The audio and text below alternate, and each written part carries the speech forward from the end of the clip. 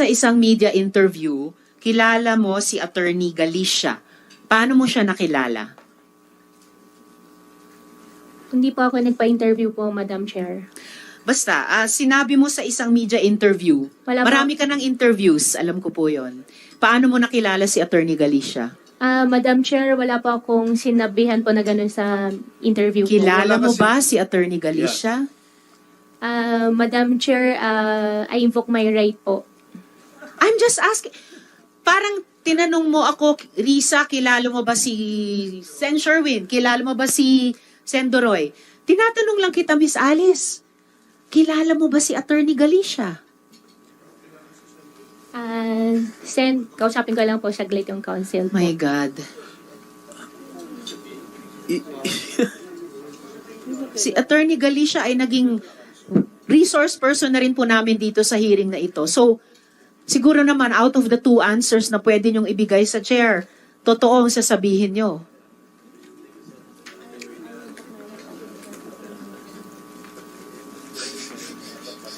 Yes, Miss Alice, kilala niyo ba si Attorney Galicia? Sen, I invoke my right against self-incrimination po. May sinampahan na po sa akin na kaso po doon. Wala pong kaso tungkol sa pagkakilala mo kay Attorney Galicia. Wala. May issue na po about po doon kay Attorney Galicia po, yung sa ombudsman May cases. issue. I am only asking you kung kilala nyo si Attorney Galicia. Sabihin nyo lang, kilala ko siya or hindi ko siya kilala. I don't think that is an incriminating question, Madam Chair. Yes. Maybe we can even ask the lawyer if that question is incriminating.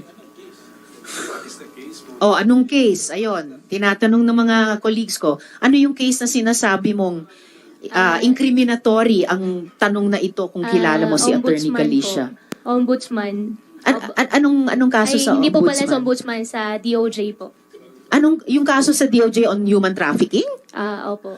Wala pong kahit sa mga tanong namin, walang kinalaman ang pagkakilala mo o hindi kay Attorney Galicia sa mga charges ng human trafficking.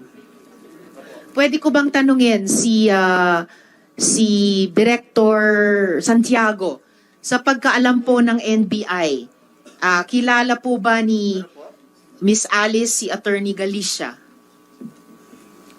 Mayroon pong interview na tinanong siya at sumagot siya na kakilala niya. Okay, salamat Director Santiago. So hindi lang po ako ang nagsasabi from our NBI resource person, no less the director, meron kayong interview, sinabi nyo, kilala nyo si Attorney Galicia. Madam Chair, wala po ako interview po about it po. Okay, Attorney Galicia, any comment? Dun sa interview na nasubaybayan ng NBI, sinabi doon ni Miss Alice na kilala ka niya. Any comment po ba doon? Madam, Yung mic nyo, Attorney. ito po. Madam, allow me, Your Honor, to claim the confidentiality of the executive session. Ang executive session po, gaya ng sinabi na kanina, ay may kinalaman sa national security and public safety.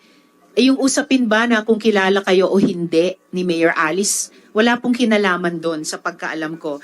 Attorney, I really hate to do this to you, pero it's clear, at least to our committee, na you notarized the affidavit of an affiant who was not within the jurisdiction of the Philippines. At kung hindi mo sasabihin ang buong katotohanan and explain yourself, I'm sorry, pero nagmumukhang you will be left holding the bag. You will be left holding the bag, Attorney Galicia.